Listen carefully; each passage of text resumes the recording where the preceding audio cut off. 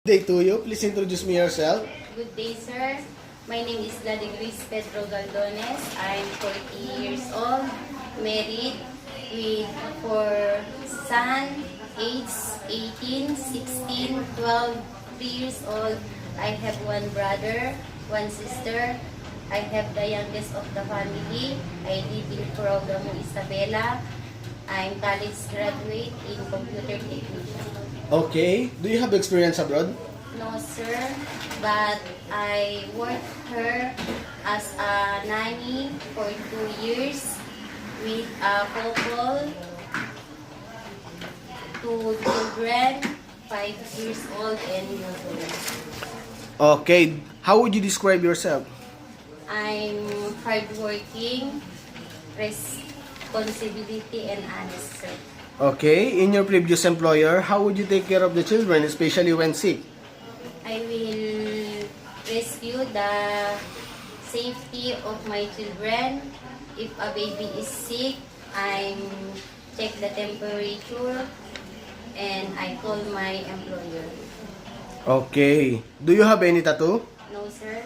Do you have a surgery or serious sickness before? No, sir. Do you have an allergy to certain foods? No, sir. Do you smoke and drink alcohol? No, sir. Why do you want to work abroad? I will earn money to my family. Okay. If you get tired, who will take care of the children? My husband, my mother, and in-law. If you're homesick, what would you do? I will focus on my work, sir. Okay. What time do you usually sleep and wake up when you were working? I usually 10 p.m. after work is done and I wake up around 5 a.m. Okay. Are you the one who does the cooking and do market at home? Yes, sir. Sometimes kids are super active and they tend to be out of control. How would you control your temper? I I will be patient and calmer. Okay. Are you the one who does the cooking and do market at home? Yes, sir.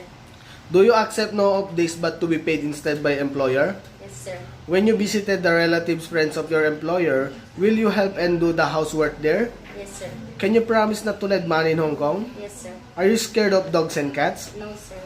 Are you willing to share room with kids? Yes, sir. Do you promise not to use cell phone during working hours? Yes, sir. Do you promise to finish your contract? Yes, sir. Can you cook Chinese food? No, sir, but I will. Okay. Can you sing a nursery song? Yes, sir. Johnny, Johnny, yes, Papa.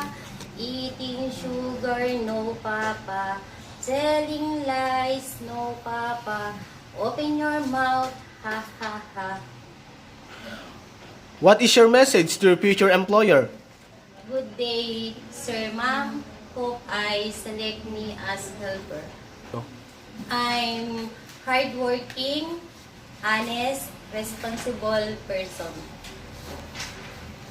I promise to serve you, your family with all my best. Thank you. Thank you.